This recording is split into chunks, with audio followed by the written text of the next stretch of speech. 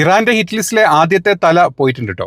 എല്ലാവരും ഇങ്ങനെ ഞെട്ടിയിട്ടുണ്ടാവില്ല, ആരാണ് ഈ ഹിറ്റ് ലിസ്റ്റിലെ തല എന്നുള്ളത്. അതെ, ഇതായിരുന്നു ഇറാന്റെ ഹിറ്റ് ലിസ്റ്റ് ആയിട്ട് അമേരിക്കൻ അല്ലെങ്കിൽ മൊസാദ് പുറത്തോട്ട് വിട്ടിരുന്നത്. ആ ഹിറ്റ് ലിസ്റ്റിലെ ട്രംപിന്റെ തൊട്ട അനുയായിട്ടുള്ള ലിൻസേ ഗ്രഹാം ഇന്നലെ പെട്ടെന്ന് കാരണങ്ങളില്ലാത്ത കാരണത്താൽ മരിച്ചുപോയി എന്നാണ് പറഞ്ഞിട്ടുള്ളത്.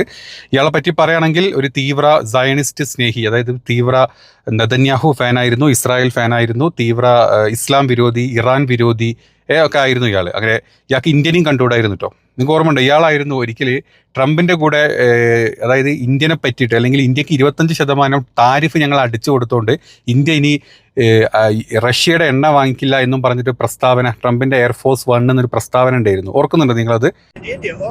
Yes, sir. So he put a 25% tariff on India for buying Russian oil. I was at the Indian ambassador's house about a month ago, and all he wanted to talk about is how they're buying less Russian oil. Would you tell the president to relieve the tariff? This stuff works. So I'm hoping we'll bring the bill up, and it's from 0 to 500. He picks the number. Nobody else does. But if you're buying cheap Russian oil, keeping Putin's war machine going, we're trying to give the president the ability to make that a hard choice by tariffs. I really do believe that what he did with India is the chief reason India is now buying substantially less Russian oil. ഒരു 4 മാസം മുമ്പ് ഇന്ത്യക്ക് അന്ന് tariff അടിച്ച് കിട്ടിയ സമയത്ത് അയാളായിരുന്നു അത് വലിയ സംഭവമായിട്ട്, ഇന്ത്യ പോലും ഞങ്ങളെ പേടിച്ചിട്ട്, ഞങ്ങളുടെ താരിഫിനെ പേടിച്ചിട്ട് ഞങ്ങളെ അനുസരിച്ച് ജീവിക്കുന്ന ഒരുത്തനാന്ന് അല്ല ഒരു ഗ്രൂപ്പാന്ന് പറഞ്ഞിരുന്നത്, രാജ്യമെന്ന് പറഞ്ഞിരുന്നത്. അപ്പം ഇയാണ് വിൻസേ ഗ്രഹാം. ഇയാളെപ്പറ്റി പറയുകയാണെങ്കിൽ ഒരു ഭയങ്കര ഒരു ഭക്തനായിരുന്നു, സത്യം പറഞ്ഞാൽ ഒരു സയനിസ്റ്റ് ഭക്തനായിരുന്നു അയാൾ. ഇറാൻ്റെ ഹിറ്റ് ലിസ്റ്റുകൾ എടുക്കുമ്പം, ഇറാൻ്റെ ഹിറ്റ് ലിസ്റ്റ് എന്ന് പറഞ്ഞാൽ അമേരിക്കൻ മൊസാദ് തന്നെ പുറത്തോട്ട് വിട്ടത്, അത് വിട്ട് വിത്തിൻ സെക്കൻഡ്സിൽ അല്ലെങ്കിൽ വിത്തിൻ ദിവസത്തിലാണ് ഈ ഒരു സംഭവം നടന്നിട്ടുള്ളത്. എങ്ങനെ മരിച്ചു? ഹൃദയ സംബന്ധമായിട്ടുള്ള എന്തോ ഒരു കാരണത്താൽ പെട്ടെന്ന് അങ്ങ് മരിച്ചുപോയി. ഇന്നലെ 11-ാം തീയതിയാണ് മരിച്ചിട്ടുള്ളത്. കാരണ സഹിതങ്ങൾ ആരും പറഞ്ഞിട്ടില്ല. ഇസ്രായേലിൻ്റെ നെതന്യാഹു വന്നിട്ട് കരച്ചിൽ തുടങ്ങിയിട്ടുണ്ട് ഈ പോസ്റ്റ് ഇട്ടിട്ട്. അതുപോലെ തന്നെ ഇപ്പം ബെൻഗ്വിയർ, അവരുടെ ഡിഫൻസ് മിനിസ്റ്റർ വന്നിട്ട് കരഞ്ഞുകൊണ്ടിരിക്കുന്നുണ്ട്. അങ്ങനെ കുറേ പേര് കരയുന്നുണ്ട്.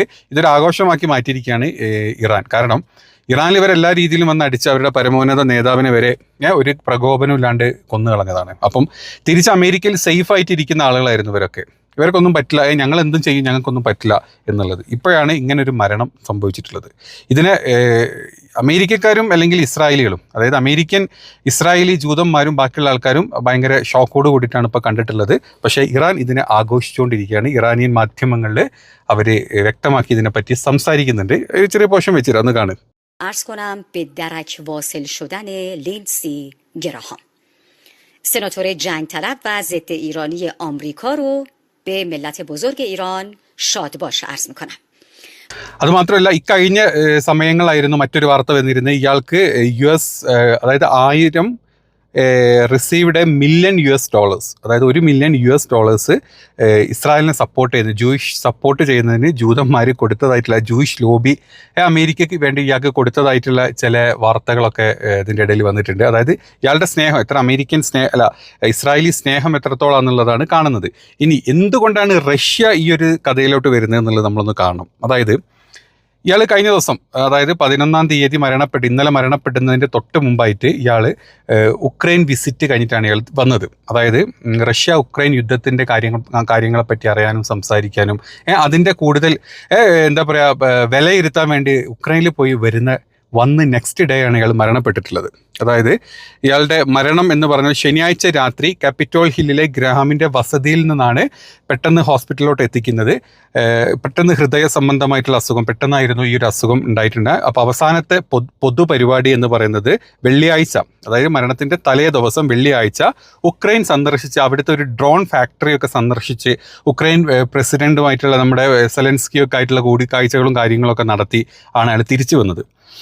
ആ അതായത് ഈ ഡ്രോണുകളൊക്കെ ഇതാണ് റഷ്യയുടെ ആക്രമണങ്ങളെ തടുക്കാൻ, അല്ലെങ്കിൽ റഷ്യൻ ആക്രമിക്കാൻ ഉക്രൈൻ ഉണ്ടാക്കിയുള്ള ഡ്രോണുകളെ പറ്റിയൊക്കെ വാദോരാണ്ട് കണ്ട് മനസ്സറിഞ്ഞ് വന്ന മനുഷ്യനാണ്. നെക്സ്റ്റ് ഡേ ആണ് ഇയാൾ മരണപ്പെടുന്നത്. അപ്പം ചില ആളുകൾ പറയുന്നുണ്ട് ഇതിൽ റഷ്യയുടെ കളി കൂടുണ്ട്. ഇറാൻ മാത്രമല്ല, ഇറാനും റഷ്യയും ഒക്കെ ഒരുപോലെ ടാർഗറ്റ് ചെയ്ത് വെച്ചിരുന്ന ഒരാളായിരുന്നു ഇയാൾ എന്നാണ് പറഞ്ഞത്. അപ്പം അതുകൊണ്ടാണ് ഞാൻ റഷ്യയുടെ പേര് ഇതിൽ സംസാരിച്ചിട്ടുള്ളത്.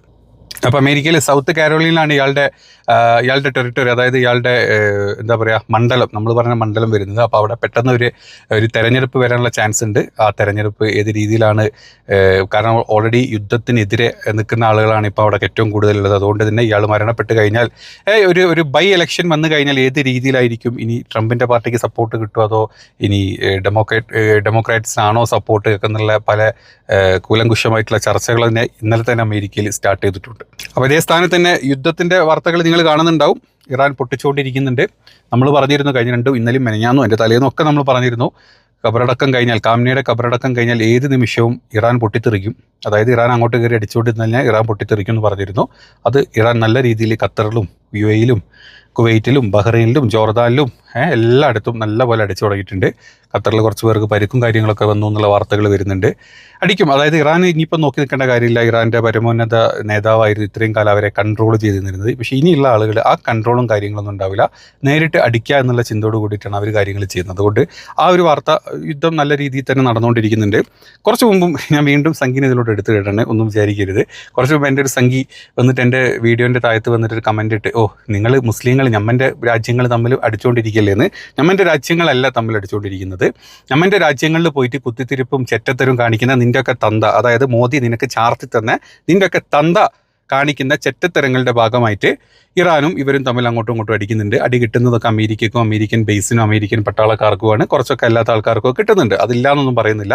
അപ്പം ഞമ്മൻ്റെ ആൾ എന്ന് പറഞ്ഞാൽ ഞമ്മൻ്റെ മോങ്ങി പല സ്ഥലത്തും പോയിട്ട് ഉമ്പിച്ചുകൊണ്ടിരിക്കുന്നത് കൊണ്ട് നമുക്ക് അടി കിട്ടുന്നില്ല എന്ന് തോന്നലുണ്ടെങ്കിൽ നീ ഒരു പട്ടിണിപ്പാവായിരിക്കുന്നല്ല, പട്ടിണി പരിവട്ടായിരിക്കും എന്നും എനിക്കറിയാം. അപ്പോൾ പട്ടിണികൾക്ക് ഇതൊരു പ്രശ്നമേ അല്ല. പട്ടിണി എന്നും കിടക്കും, ഇനിയും പട്ടിണി കിടക്കും. പക്ഷേ രാജ്യത്ത് മര്യാദ ജീവിക്കുന്ന ആൾക്കാർക്ക് അവരുടെ ജീവിത സാഹചര്യങ്ങളിലും എന്താ പറയുക, ഇനിയിപ്പം ഹോർമോസ് കംപ്ലീറ്റ്ലി അടച്ചിട്ടുണ്ട്. വിലക്കയറ്റായിട്ടും അതായിട്ടും ഇതായിട്ടും പെട്രോൾ ഇല്ലാണ്ടെയും അല്ലെങ്കിൽ ഗ്യാസ് ഇല്ലാണ്ടെയും ഇപ്പം 110 വന്ന പെട്രോൾ 115 വന്ന പെട്രോൾ ഇനി ക്രൂഡ് ഓയിലിന് ഇനിയിപ്പോൾ 60 ആക്കിയാലും നമ്മൾ അത് തന്നെ ഇങ്ങനെ വെച്ചുകൊണ്ട് കൊടുക്കേണ്ട അവസ്ഥയാണ്. ഇനിയിപ്പോൾ അത് കൂടിക്കൊണ്ടിരുന്നു കഴിഞ്ഞാൽ വീണ്ടും ചത്ത് ജീവിക്കേണ്ട അവസ്ഥ നാട്ടിലെ സാധാരണക്കാർക്കാണ്. സംഖ്യത അറിയാത്തത്.